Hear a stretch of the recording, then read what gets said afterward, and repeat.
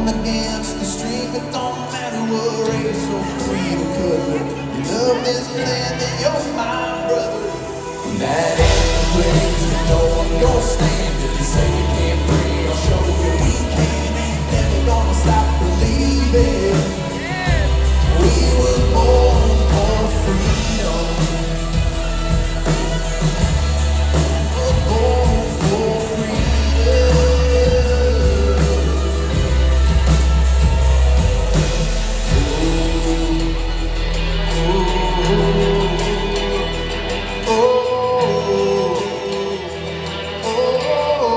We're born for freedom.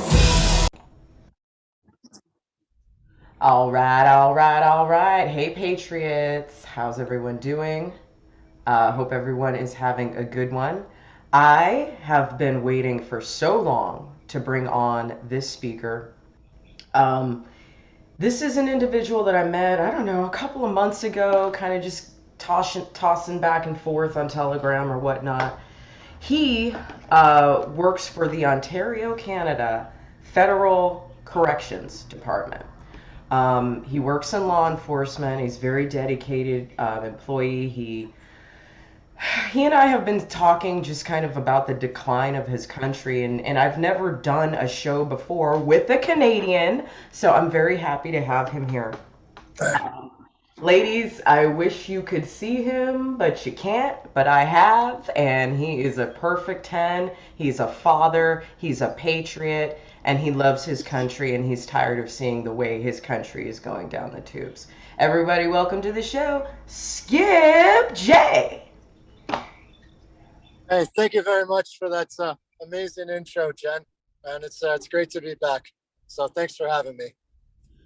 I'm sorry the first recording that we did didn't work, but considering that at this point it's kind of time sensitive, I'm glad that we're able to reconnect right now and talk about it right now. Absolutely. Okay. So, first off, why don't you tell the Ragers a little bit about yourself? I know that you moved to Canada with your parents when you were 10 years old.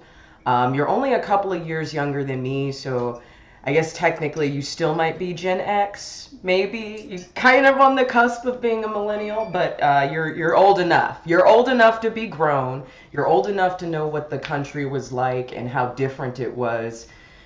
Just even in the last 20 years, 25 years that you've lived in Canada. I know you know, Canada is a lot more diverse than most people think it is, but it's not diverse enough, in my opinion, to be having all of the BLM and Antifa problems that you currently have. But as we all know, BLM and Antifa are just, they are just arms of a much, much larger, much bigger communist cabal that is overtaking the entire world. We can look at London, we can look at France, we can look at Germany, we can look at Italy right now, we can look at Australia, which is probably the worst right now. But there's a lot going on with Mr. Trudeau. But again, Skip, why don't you just tell us a little bit about yourself, and then you can kind of bring yourself up to the present. Yeah, absolutely. Yeah, I'll try and keep it brief. You pretty much summed it up. Basically, I'm technically a millennial, but I really don't feel any connection with some of the other millennials that are in their early 20s right now. I still feel a little more closer related to a Gen X. Like I said, he's grown. He's grown. He's yeah. grown. Yeah, I mean, when I first came to Canada, like I just felt like Canada was all about inclusiveness. They were constantly kind of pushing diversity on us. They were constantly pushing that this was a nation of all different nations, not too dissimilar from the United States, not too dissimilar from Australia as well. And I feel like that just 25 years later, that just wasn't enough. Now it's not enough to say that we're all inclusive. Every few years, it seems that we have to go another step above what we did last time, a little more progressive this time. We have to include this group. We have to include this other group. And it's kind of funny watching groups like there's sort of leftist groups kind of turn on themselves. There's been groups of Black Lives Matter that showed up to a pride parade in Toronto, basically threatening to shut it down because it didn't include enough Black gay people. It didn't include enough Black transgenders, and the parade almost stopped until the organizers of that pride event got together and agreed to the terms that Black Lives Matter was demanding, which was basically more inclusiveness. So it's never enough with these Marxist organizations. So yeah, it's similar, I guess, into the United States and maybe to other Western countries. Everything's just taken a downward spiral. Everything's always progressing toward the left. And right now we have a political environment. We have two major parties in Canada. We have the Liberal Party, which is similar to the Democrats, and we have a federal Conservative Party, which is similar to the Republican Party in the U.S. But just like the Democrat Party and the Republican Party in the United States, you have an enormous number of politicians that are just establishment politicians. Down in the US, I believe you refer to them as rhinos, Republicans in name only. Yeah. Well, look, basically, we had Justin Trudeau, who you're familiar with. He's been a disaster since he came to power about 5 years ago. The tail end of 2015, he was elected, and he's been voted in now for the third time. He just called an election a couple of weeks ago, not for any particular reason. He just felt like this was a good opportunity to call an election. So we had this election, and Canadians were forced to vote between him or between our quote unquote Conservative Party, which, like I said, there's an enormous number of establishment career politicians on both sides of the aisle in both parties in Canada, or you could choose perhaps a more fringe party. You could choose like the Green Party, which is all about the environment, the NDP, which call themselves the New Democrats. They consider themselves to be like the Liberals, but even further left. And then there's another party that just came to prominence about 3 years ago. It was formed of former Conservatives that said, you know what, we don't like where this party's gone. There's too many establishment career politicians in the Conservative Party. They're going too far left. We want to create our own party, which is called the PPC, the People's Party of Canada. So people that were considered on the right of center, or more accurately, I should say, just on the right of far left, were torn this election between voting for a Conservative Party, which was conservative in name only, and agreed with everything Justin Trudeau was campaigning for. So they agreed with his carbon tax and all other taxes that he wanted to introduce. They agreed with capital gains taxes. They were on par with his firearms bans, because during the lockdown, Justin Trudeau introduced a whole bunch of new firearms bans on Canadians that went kind of under the rug. And our supposed conservative leader, Erin O'Toole, was in favor of this. He did not object to it. And worst of all, not one single party in Canada objected to the lockdowns. None of them have objected to it. None of them have objected to the mandatory vaccines, which I can get to in just a moment. The only party in Canada that opposed any of that and actually would attend anti-lockdown protests was Maxime Bernier of the PPC. So Conservatives in Canada were torn between voting with their hearts, so to speak, for the PPC, the real Conservative Party, or voting for Erin O'Toole, who is basically just a conservative in name only. Just desperate to get Trudeau out of power. And unfortunately, that split, I believe, gave Justin Trudeau the advantage, and he ended up winning this election with a minority government. It cost the taxpayers $600 million to run this election. Now, think about that for a second. Think of all the small businesses that have had to shut down in Canada, that have had to fire employees, have had to lay off either permanently or temporarily a number of their employees. And think about how much that 600 million could have helped small businesses around Canada. Right. And instead, our dear leader decided to waste it on an election that changed very little. I believe the Liberals won maybe 4 seats, so 4 ridings that they hadn't had before. So now they have a total of about 158.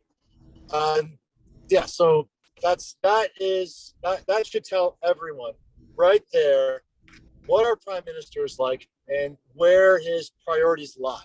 It's not in helping Canadians. It is just in winning an election, even by a slim margin. So that's the political landscape going on right now.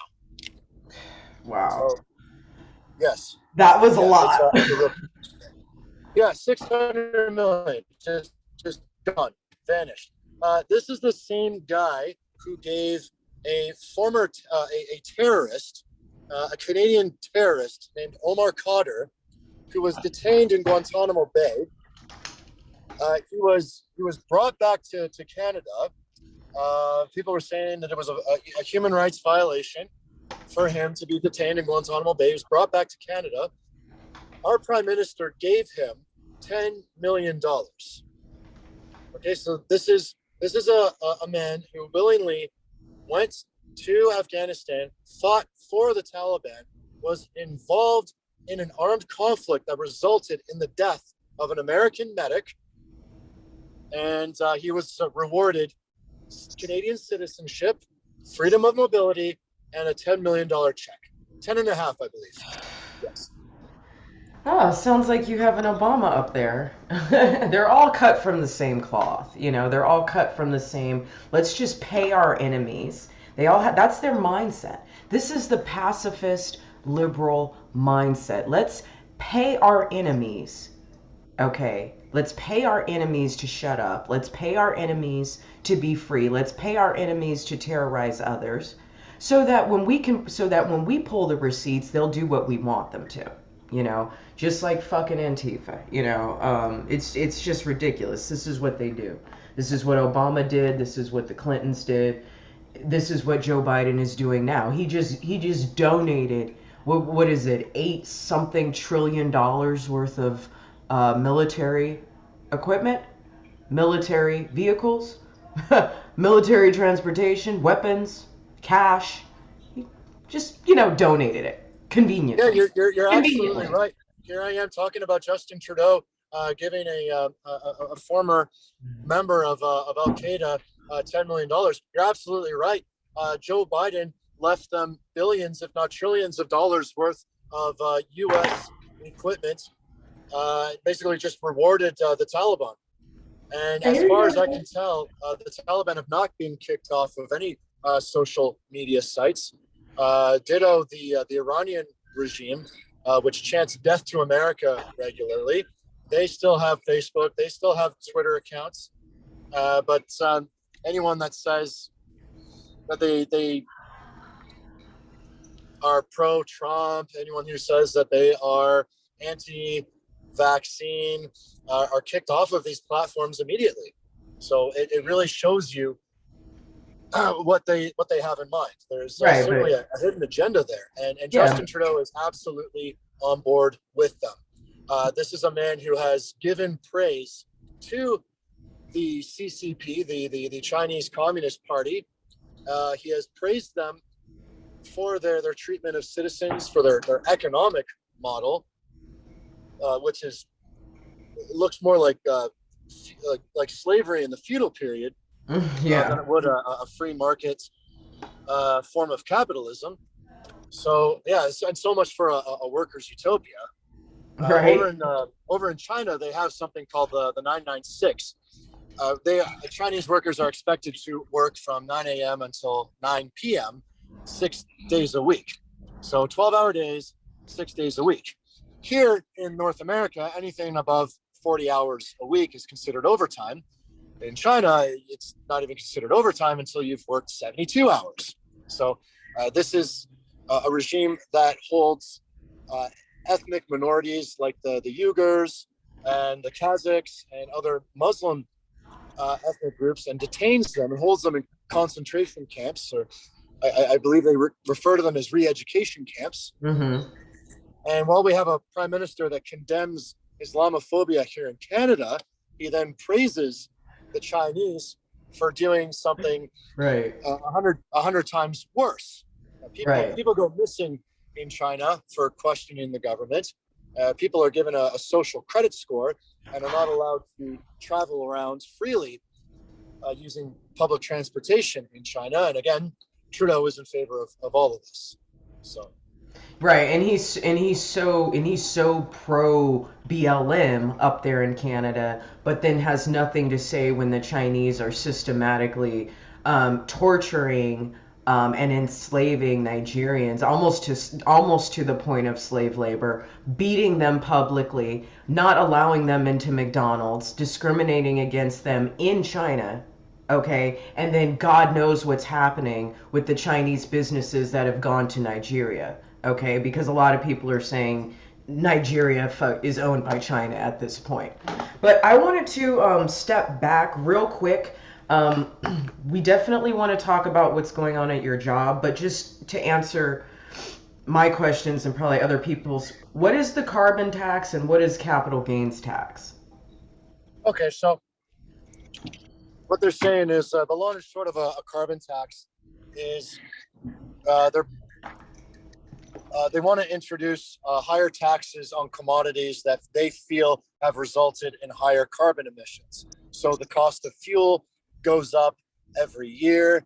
The cost of everything that relies on fuel will go up, all in the name of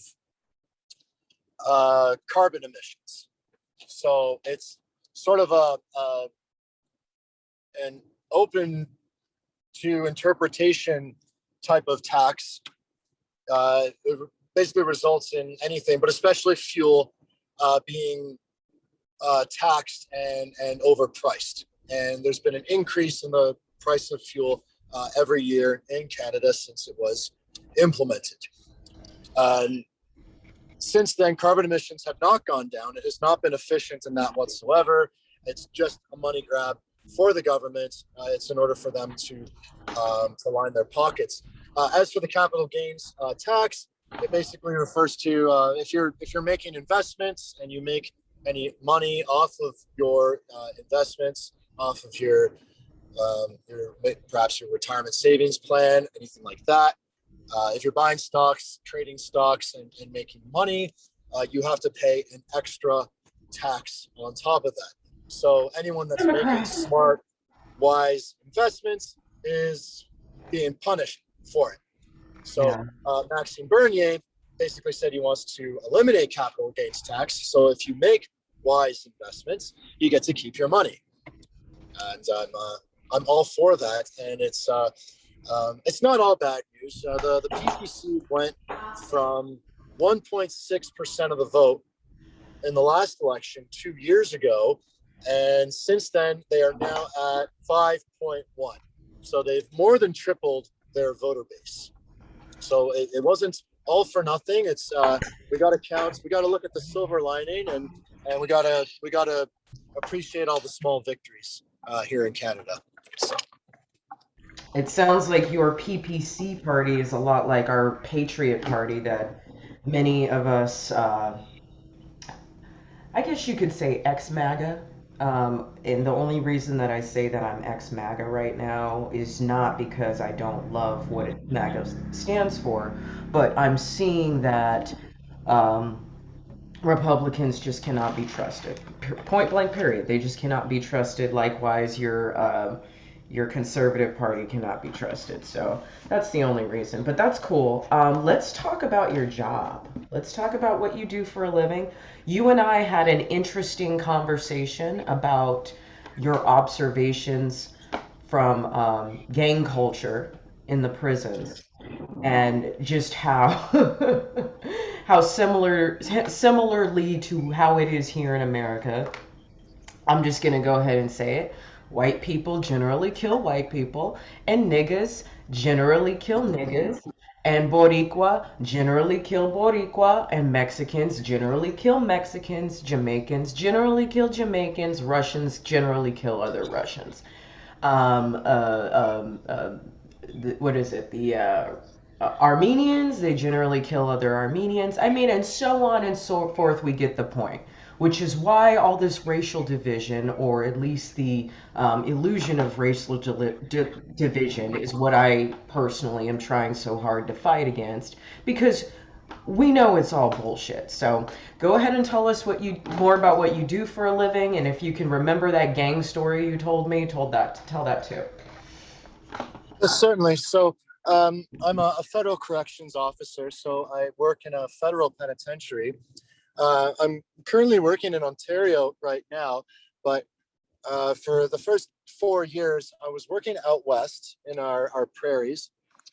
And in the prairies at the institution I was working at, I would say the majority of the inmates there were Aboriginal. So they were native. And so the majority of the gangs in that penitentiary were also native. They were like the Native Syndicate, the Indian Posse. We had Manitoba Warriors, and so it just and if you were to listen to the media, they would make it sound like it was blacks versus whites, natives versus whites, maybe Hispanics versus blacks, etc. Like it would all be racially based. What I found working in the prison system was everyone seemed to kind of live inside their own little bubble. So it was all these native gangs that were all incompatible with one another. Right. It was the Native Syndicate that hated the Indian Posse. And if someone accidentally, so they live on different ranges or they live in a different unit, and if they were accidentally double doored, meaning that both ranges were open to interact with each other by accident, they would fight each other to the death. They would either beat each other senseless, or they would produce a weapon, like a homemade stabbing device, and they would go at each other until In they stopped. America, we call those shanks. Yeah, shanks, Shanks. shivs. The technical term on paper when I'm writing a report, I can't put shank, so I refer to it as a stabbing device, or a device that appears to be for the purpose of stabbing. We got to get real technical, otherwise these things get thrown out of court. Yeah. But yeah, so shank, shiv. Anyways, they would go at it until we broke it up, and they absolutely hated each other. And there would be inmates in there, Aboriginal, who would be in there for murder charges for murdering other Aboriginals, even other Aboriginal gang members. Sometimes even they would be in there for murdering their own the members of their own gang. So we're talking people just living inside their own little bubbles. Some of these gangs even had the odd white guy. If they grew up kind of in the same neighborhood, then these guys would be in their gangs. Mhm. So they fight each other. They try to kill each other. They'd be, and I could go on about what happens in these native reserves, especially out in the prairies. But really, no one can do more harm to the native community than the natives have done to themselves. But suddenly, if, like, hypothetically, I were to say, hey, to an inmate, hey, you've been on the phone too long, it's time for you to lock up. Or, hey, you've had your privileges revoked, you need to go into your cell, you need to lock up. Well, all of a sudden, the guy that's in prison for stabbing 10 fellow Aboriginals would turn on me and say, oh, you're being racist, you're only picking on me because I'm Aboriginal, you're using your white power against me, look at this guy. And all of a sudden, race meant everything to him. And all his fellow inmates, sometimes he would incite them and they'd all start chanting, yes, he's using his white power, he's using his white privilege against me. So yeah, race meant absolutely nothing to these people, to any of these guys, until something didn't go their way. And then all of a sudden they would play the race card.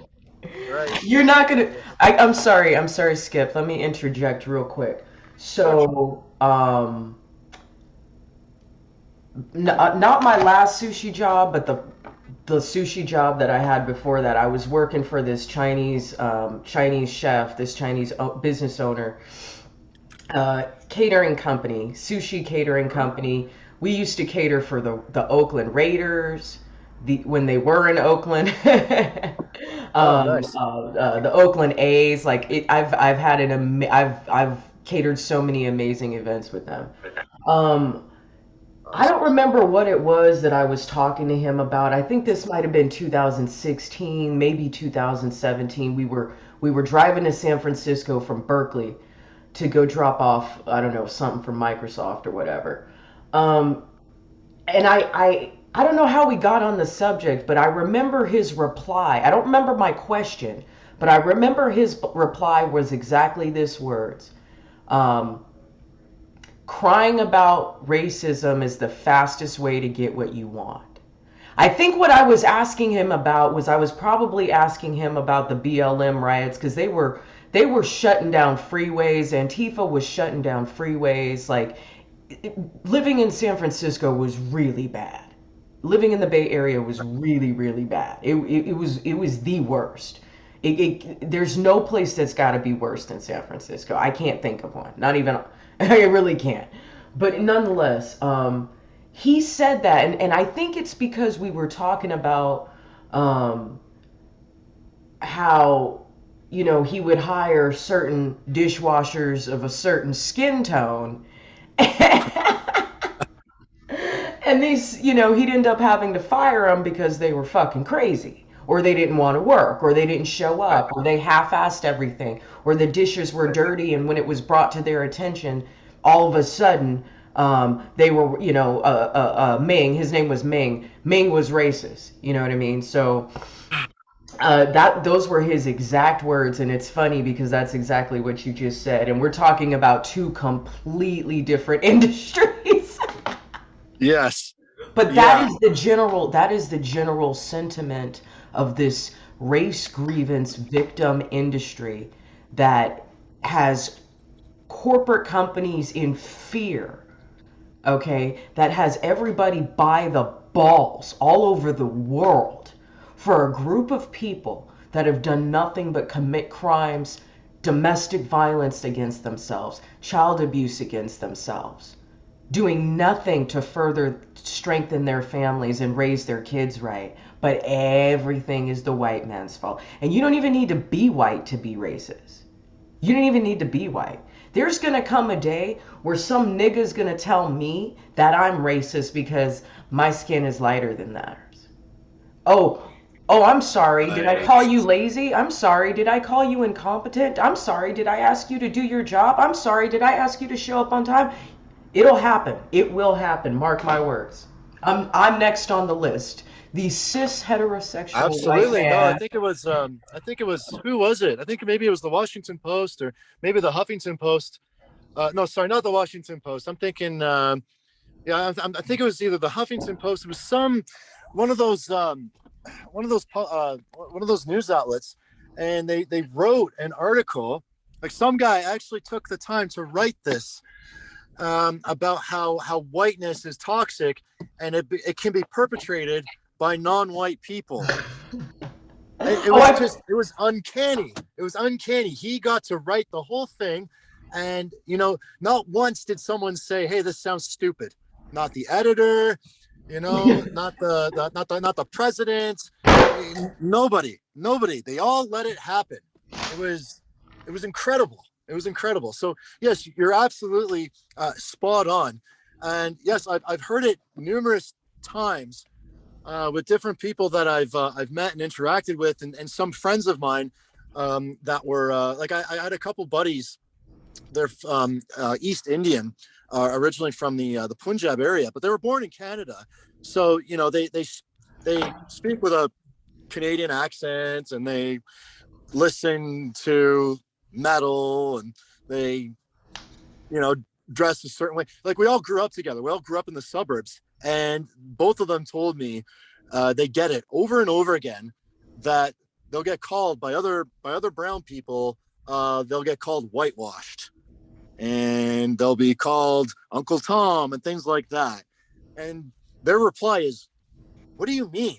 What am I supposed to do? Am I supposed to speak with an accent? I was born here. Am I supposed to listen to a certain music, a certain genre? Like, am I That's supposed not to their culture. behave?" Yeah. No, they grew Right. up in Canada, so they're acting Canadian. Right. So yes, there's always going to be people out there that tell you, because of the color of your skin, this is how you need to talk, this is how you need to behave, and that's what the far left does. They Yeah. have to compartmentalize everything you do, and yeah, it's absolutely it's already started, and it's only going to get worse. And I guess all we can do is sit back and laugh. Yeah. I mean, I'm pretty sure they it was the New York Times or New York Post called they had an article about Enrique Tarrio calling him they call it multicultural white supremacy. So Yeah, it was something. I'm next. Yes, I'm yes, next. that was. I'm I next. think that was it. They're like, yeah, the new multiracial face of white supremacy or Something something. like that. Okay. Yeah, it was. Speaking, Oh, hey, speaking of white supremacy, I don't know how much longer you have to talk. How much longer do you have? I just got one more minute, and then I got a jet. Okay, well then, you know what? I'm just gonna go ahead and wrap it up and just say thank you for being here. We did not get to more of the specific um, um, CRT things, but maybe if you have time next week, if you can fit me in your busy schedule, you could talk about it another time. Absolutely, yeah. Yeah. I'd love to. Yeah, that would be my pleasure. And thank you so much for having me Of course. on your show. This is quite a quite a privilege, and Oh, thank you very much. no, thank you. Thank you. All right, thank you. Have a good one. Thanks. You too.